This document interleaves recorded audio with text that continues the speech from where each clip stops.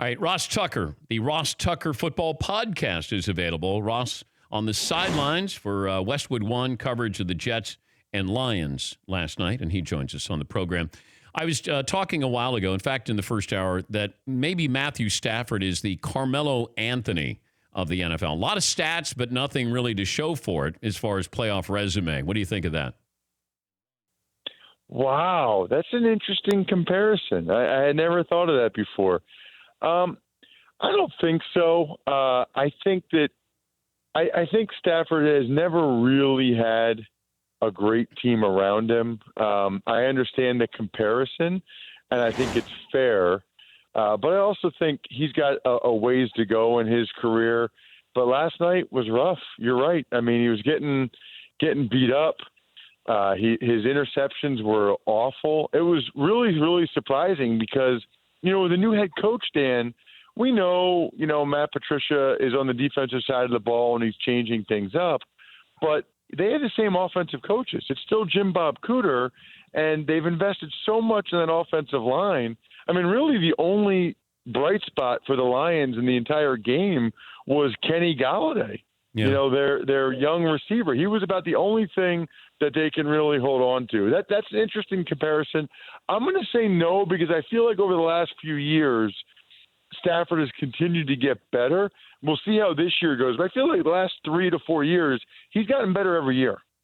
The Jets announced after the game that they knew the signals. They knew everything that Stafford was doing. They said they did their preparation. But how does that work? And why are you announcing that you knew what he was going to do at the line of scrimmage?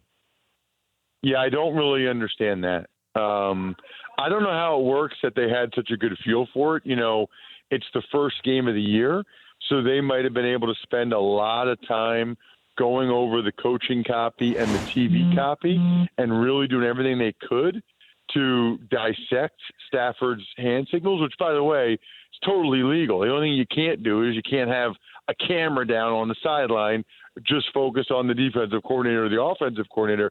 But you can absolutely look at the TV copy. I mean, I talk to coaches all the time. They have young guys on the staff. Even college, they do that. They have those guys go back over the TV copy. And even how quarterbacks are mic'd now all the time, Dan, they'll have the quarterbacks mic'd. They'll have them go back and listen to every check the guy makes, see what happens. And they've gotten very, very good at it. And it did seem like the Jets had a pretty good beat on it last night. Certainly Darren Lee. But I don't know why anybody would ever come out and say that. You don't benefit from that in any way. It's almost, as a player, Dan, it's like, why would you give the credit to the coaches? You're almost giving the credit to the coaches rather than yourself. But, Ross, you have a whole new coaching staff. You would think you would have different signals for Matthew Stafford. Unless Stafford says to Matt Patricia, hey, these are my signals or these are my audibles or whatever. So the Jets can look at tape, but wouldn't you have a new set of signals, audibles there? Well, maybe, but you remember, Patricia, it's interesting. When he came in, he brought in his own defensive staff, but he kept almost the whole offensive staff, including Jim Bob Cooter. So they might have said, hey, okay, let's stick with what works. It's going well for us. And obviously that backfired. Usually teams change it up because other teams are trying to examine it, especially when there's a whole offseason. And especially also, Dan, in the NFL, there's so much movement from the players from team to team. You never know which guy that was on your team goes somewhere else. I can tell you right now, when I got cut by the Redskins and went to the Cowboys the next day on waivers, the first thing I did was sit down with Jim Jeffcoat, the D-line coach, and Mike Zimmer, the defensive coordinator, and tell them all the Redskins signals and all the audibles that I knew about. That's the first thing you do. So you better be changing them up. If you're not, you're not doing your job as a coaching staff. He's Ross Tucker. He was on the sidelines last night, Jets-Lions game, working for Westwood One. When Sam Darnold throws that pick six, what's it like on the sidelines when he comes back over? Oh, my goodness, Dan. I was on the Jets sideline. I was right there. I was actually like 10 yards from Sam when he threw that. And from where I was looking, I thought, oh man, that guy's wide open. This is looking good.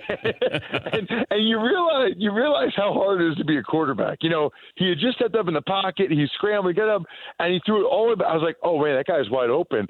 I was just about to comment on the broadcast. That's what Darnold's all about. He's got the playmaking ability. He's a young Tony Romo. Meanwhile, I've seen the highlights now on TV, Dan, and how horrible it looks. But field level, when you're out there, man, that's a tough position because it looked good. It looked good from my perspective too, Sam. But no, he came over. Everybody was just quiet. I think a couple guys went up to him and said, "Don't worry about it." But this is the reason why I was so high on Sam coming out of USC. You know, he was on the U.S. Army Bowl, which we broadcast on NBC every year 3 years ago. I was just so impressed with his demeanor and how he handled things. I mean, you're talking about a guy, Dan, that committed to USC, even though they already had a verbal commitment from the number one quarterback prospect in the country, Ricky Town. He just didn't care. And he's not one of those guys that had a quarterback guru since 8th grade. I mean, he played basketball, he played volleyball. In 10th grade, he started at linebacker and wide receiver. So I was talking with Mike McCagnon, the Jets GM. Do you know that this is only Sam Darnold's 5th year as a starting quarterback? Not even. I mean, he had 2 years in high school, junior and senior, and then at USC he had a year and a half because that Rose Bowl year, he only started the second half of the year. So he's 21, but he's also really young in football years, and he didn't have one of those quarterback gurus. I think he's only going to get better from here, and what we've seen is he's definitely unflappable because – if I was 21 and I threw a pick six at Monday Night Football at my first play, There's no way I would have bounced back from that. I've been looking at the stands for my mom. In the overreaction department, who feels worse today about not drafting Sam Darnold, the Browns or the Giants? Giants, because for the Browns, I think they feel good about Baker Mayfield, and I think he's going to be a good player. But for the Giants, I mean, Dan, I live in central Pennsylvania. I love Saquon Barkley. I think he's a great player, but we might be hearing about this for 15 years. I mean, Eli did not look good to me. And, the only reason why you make the move with Saquon is if you think that Eli has it for a couple more years, you might make a Super Bowl run. I don't see that happening.